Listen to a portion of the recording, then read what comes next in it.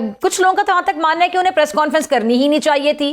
क्यों नहीं करनी चाहिए थी? रियासत आके कब तक बर्दाश्त करती? एक दिन तो उन्होंने फिर लकीर खींचनी थी, जवाब देना था खुल के। देखे इसके ऊपर हमेशा जब भी कोई बात होती है ना, उसके दोनों पहलू हो सकते हैं। बिल्कुल दुरुस्त बात है जो लोग समझते हैं कि फौज को बतौर दारा नहीं आना चाहिए था और हुकूमत पाकिस्तान करती, जैसे दो वज़रा आदम नज़ीर तारड़ और अता तारड़ ने एक दिन पहले प्रेस कॉन्फ्रेंस की थी। लेकिन मेरा ख्याल है कि ये जो यकीन दहानी करके डॉक्टर उज़्मा इमरान खान की हमशीरा मिलने गई थी, या तो कह दें कि हमने किसी को यकीन दहानी नहीं कराई थी, बात दुरुस्त हो जाएगी कि हम तो गए थे, हमें मेरिट पे हमने अपने प्रेशर से मुलाकात की थी, तो ऐसा तो नहीं था। मुलाकात तो इस गारंटी पे हुई थी कि आप सियासी बयानियां नहीं बनाएंगे। आपको आदम नज़ीर तारड़ साहब ने कहा कि जब कोट लखपत में मियां साहब को दूसरी सजा में वहां रखा गया था तो 4 हफ्ते में एक दफा मिलने देते थे और 1 घंटे के लिए, और इस यकीन दहानी पे, हमसे अंडरटेकिंग पे कि हम बाहर जाके सियासत नहीं करेंगे। वो ख्वाजा आसिफ को जाके मैसेजेस पार्लिमानी सियासत के लिए देते थे, वकीलों के तौर पे ज़ाहिर है ये मिलते थे और करते थे।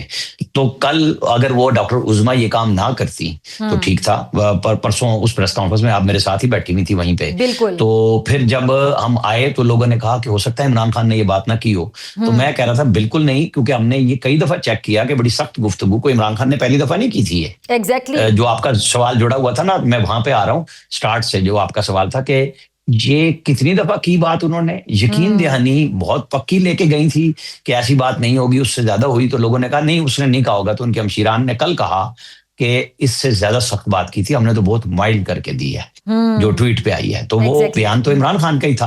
अच्छा, अब इसके ऊपर हम बात कर सकते हैं कि डीजी क्यों आए बराह रास्त। देखिए, आप मुसलसल बराह रास्त फौज को तनकीद का निशाना बनाते हैं, हुकूमत के वज़रा उसका जवाब भी देते हैं और मुसलसल देते हैं। ये भी नहीं है कि आप कह दें कि जी उनकी तरफ से जवाब नहीं आता, फौरन आता था जवाब, प्रेस कॉन्फ्रेंस होती रही है। लेकिन अब वो एक होता है ना कि सब्र का पैमाना, कहां तक आप जाएंगे, कब तक आप यकीन दहानियों पे कि अगली दफा नहीं करेंगे जी, अगली दफा नहीं करेंगे जी, हम यकीन दहानी कराते हैं।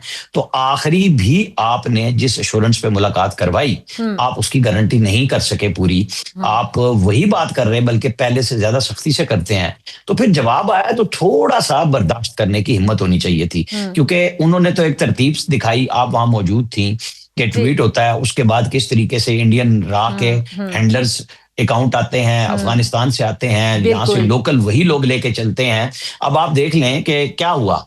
हमारी एक जर्नलिस्ट ने परसों DGISPR के बयान को चीफ मिनिस्टर KP के ऊपर वो एक जानवर से तशबीह देके किया और लोगों ने लिखा कि अब देखना क्या होगा, और वो टोटल PTI का बयानिया वही बन गया कि आपने गाली दी है, जबकि उन्होंने ऐसी कोई बात नहीं की थी।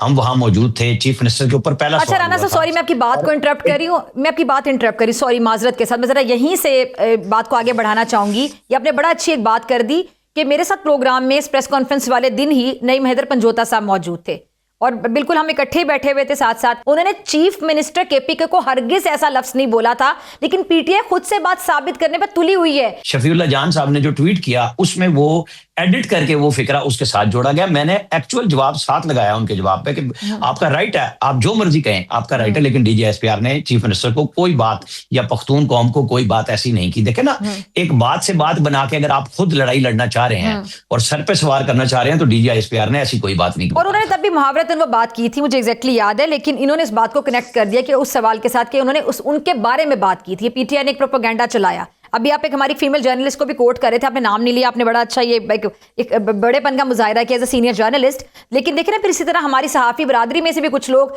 पिंक को रेड को मैरून करके लोगों को खबर देते हैं जाके, जो कि सहाफ़ी का काम हरगिज़ नहीं होता कि बातों को मैनिपुलेट करके आवाम में उस गम गुस्से को बढ़ाया जाए।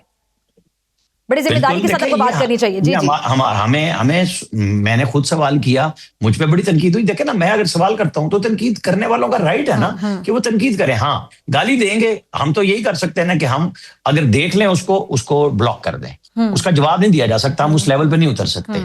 बिल्कुल तनकीद करना, इख्तिलाफ राय करना मेरा भी हक है तो दूसरे का भी राइट है। राना साहब, आपका सवाल तो बड़ा अच्छा था, बड़ा एक प्रॉपर सवाल था। आजकल के सिनेरियो में सवाल के जवाब की बड़ी जरूरत भी थी कि आगे आखिर इनके साथ फिर आगे क्या किया जाएगा, क्योंकि बाहर बैठ के ये लोग अकाउंट्स भी चलाते हैं, एक जहन साजी भी करते हैं। 5th जनरेशन वॉर यही है ना कि वहां बैठ के यूट्यूब अकाउंट्स चलाते हैं। यहाँ के माजी के सियासतदान शहजाद अकबर साहब, शहबाज गिल साहब, जिनको अब कोई काम नहीं तो वहां बैठ के यूट्यूबर बन गए, सहाफी बनने की भी नाकाम कोशिश कर रहे हैं, यूट्यूब के जरिए बाकायदा बयानियां बनाने की कोशिश करते हैं, एक झूठा बयानियां बेचने की कोशिश करते हैं। और नो डाउट DGSPR साहब ने कहा कि हर बंदा आपका बयानिया नहीं खरीदता, लेकिन कुछ लोग खरीद लेते हैं। तो ये तमाम लोगों को तो कन्विंस नहीं कर सकते, कुछ लोगों की राय को कन्विंस कर लेते हैं। तो ऐसे लोगों के साथ आगे फिर क्या किया जाएगा, क्या कानूनी कार्रवाई की जाएगी? अब आपके सवाल में मेरे समझने की उस पर इन्होंने क्यों तनकीद की PTI वालों ने? देखिए, मैंने DGSPR से ये कहा और जिसके जवाब में उन्होंने स्टार्ट में, और आपने वो मोहसिन नकवी साहब को भी कोट किया, तो मुझे आपका सवाल याद है। जी नेशनल मीडिया की तारीफ की बुनियादी महसूस के हवाले से, लेकिन फिर उन्होंने कहा कि मैं आपका पर्दा भी रखना चाह रहा था। ठीक है। मैंने उनको सवाल किया था कि जो इंडियन प्रोपेगेंडा है, अफगानिस्तान का प्रोपेगेंडा है, हमारे यहाँ नेशनल मीडिया पे बैठ के शाम को उसी नैरेटिव को बेचा जाता है और वो कहेंगे होते तुम कौन हो। मैंने उनको मुखातिब किया था कि जो इंडिया और उससे रिलेटेड बात करते हैं तो उनके ऊपर तो आपका चेक नहीं है, आप दुनिया भर में जा रहे हैं दौड़ते हुए, तो यहाँ पे चेक करें। यहाँ जो आजादी इज़हार राय के नाम पे एक स्यापा डाला जाता है, सारे के सारे बोलते हैं, सारे के सारे बोलते हैं। अच्छा, बिल्कुल एंकर ऑफ एयर हुए हैं, एंकर पिछले इमरान खान के दौर में भी ऑफ एयर रहे थे, कोई जिम्मेदारी नहीं लेता। इशू ये है कि ये मसला हल कैसे होगा? क्या एक दूसरे के ऊपर बयानबाजी से हल होगा या मुकालमे से होगा, बर्दाश्त से होगा, इख्तलाफ राय को बर्दाश्त करने से होगा? वो तो हमारे यहाँ खत्म हो गया, नापैद हो चुकी भी है कि नहीं तुम मेरे साथ हो तो ठीक है, तुम मेरे खिलाफ हो तो तुम ठीक नहीं हो, गालियां दिलवाएंगे हम। तो भाई फिर दे, जो आपका माफी ज़मीर समझता है कि गालियां दे के आपका पेट भरता है तो जरूर दीजिए। अच्छा राना साहब, थोड़ा सा जरा ये भी बताइए कि मुझे याद है जब आप लोगों ने सहाफत शुरू की थी, हम लोग तो आप लोगों से बहुत जूनियर हैं, तो उस टाइम पे सीनियर्स का बड़ा लिहाज किया जाता था कि सीनियर के साथ बदतमीजी नहीं की जाती थी, आप उनकी खबर से इख्तलाफ भी कर सकते थे लेकिन बड़े ग्रेसफुल वे में। अब तो सीनियर जूनियर का भी कोई लिहाज नहीं रह गया। नहीं जी, अब तो ये है कि मेरे पास चूंकि हथियार है सोशल मीडिया का, ये कैमरा है, मोबाइल है, और मैं जो चाहूं कहूं, तो लिहाजा वो आप रिवायती सहाफत को तो भूल जाएं।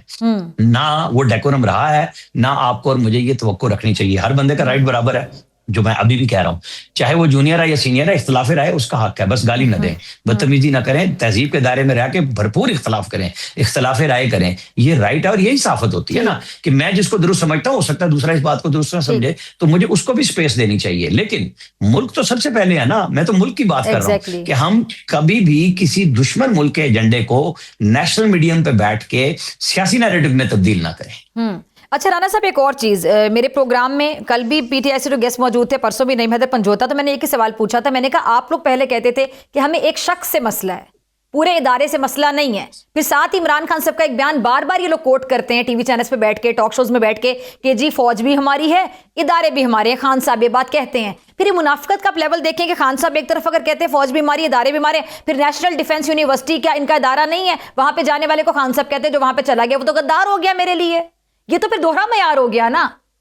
चलें जी, इस बात को तो छोड़ दें। उमर अयूब अपोजिशन लीडर थे, वो कह रहे थे कि इन्होंने तो यूक्रेन को तोपों के गोले बेच दिए। अलीमा खान साहिबा कह रही थी ये तो मोदी से मिले हुए हैं। तो ये जंग जब हमने जीती, हमारी फौज ने, अवाम ने मिलकर जीती, हुकूमत ने मिलकर जीती, तो जब ये हार गए इंडियंस, तो इन्होंने फौरन कहा कि हम तो सोशल मीडिया पे आपके साथ थे। वो सारे के सारे वो जो क्लेम कर रहे थे, इन्हीं उमर अयूब और अलीमा खान के बयान को लेके चढ़ा रहे थे। बड़ा तरीका है ना आजकल के, दूसरे के नाम से कर दिया काम, वही वारदात डाल दी। ये बड़े लोग कर रहे हैं खामोशी के साथ। तो वो सारे के सारे आगे नहीं हम तो आपके साथ थे, हम तो आपके साथ थे। तो अकाउंट सबके पता है ना कि कौन सा छुपा हुआ और कौन सा बैठा हुआ है, कौन सा। तो राना साहब, आपके सवाल से जुड़ा हुआ एक सवाल मेरे ज़हन में आया कि अभी भी जब इनसे सवाल पूछते ना कि जी इनकी हमशीरा ने जो इंटरव्यू दिया इंडियन चैनल को, तो इंडियन चैनल से क्या मदद मांगने गए थे? फिर कर दी मदद उन्होंने आपकी? उन्होंने फिर उस बयान को किस तरह ढोल की तरह पीट पीट के अपनी हेडलाइंस में, अपनी अखबारों में कहां नहीं बेचा, पूरा दिन टीवी चैनल्स में बेचा। तो ये आगे से एग्जाम्पल क्या देते हैं? नवाज शरीफ साहब का पुराना दौर याद करवाना शुरू कर देते हैं। नवाज शरीफ साहब का मोदी साहब के साथ कितना अच्छा ताल्लुक था, वो जब यहाँ पर आए थे, शादी में शिरकत की, उसको याद करवाना शुरू कर देते हैं। यानी अपनी गलती नहीं माननी कि अगर मैं कह रही हूँ राना साहब आप यहाँ पे गलत है, तो आप क्या फिजा तुमने फलां वक्त में क्या किया था, यानी अपनी गलती तो मानते नहीं है। फिर वो कहते हैं नवाज शरीफ साहब ने किया था, उसको जस्टिफाई करें नवाज शरीफ साहब। नहीं, ये दोनों तरफ से बात हो सकती है कि उन लोगों ने भी इंटरव्यूज दिए, तो अगर आप उसको गलत कह रहे हैं तो आप देखिए ना, अगर आप उस चीज को गलत मानते हैं, फिर उस गलती को, अपनी गलती को आप करके सीधा तो नहीं साबित कर सकते। जब मैं ये कहता हूं कि 2018 में धांधली हुई थी और आप कहते हैं 2024 में हुई, तो मैं कहता हूं 18 में ठप्पे अंदर लगे थे, 24 में बाहर लग गए, तो बैठ के बात कर लेना। फिर ये कैसे हो सकता है कि आप ये कहेंगे नहीं हमारे लिए शफाफ थे, आपके लिए गलत हुए हैं, इस दफा हमें हराया गया, पिछली दफा हमें जिताया गया था, तो नहीं। हाँ, आप बात करें कि जी हर दफा बारूद ज्यादा डल जाता है, आप बात कर ले, आप गवर्नमेंट को भी लाएं डिफेंसिव पोजीशन पे कि हम पार्लियामेंट में बैठ के कमेटियों पे रोजाना की बुनियाद पे बात करेंगे। आप कहते नहीं हम तो दबाव में लाएंगे एस्टेब्लिशमेंट को, जो कि नहीं आ रही आपसे।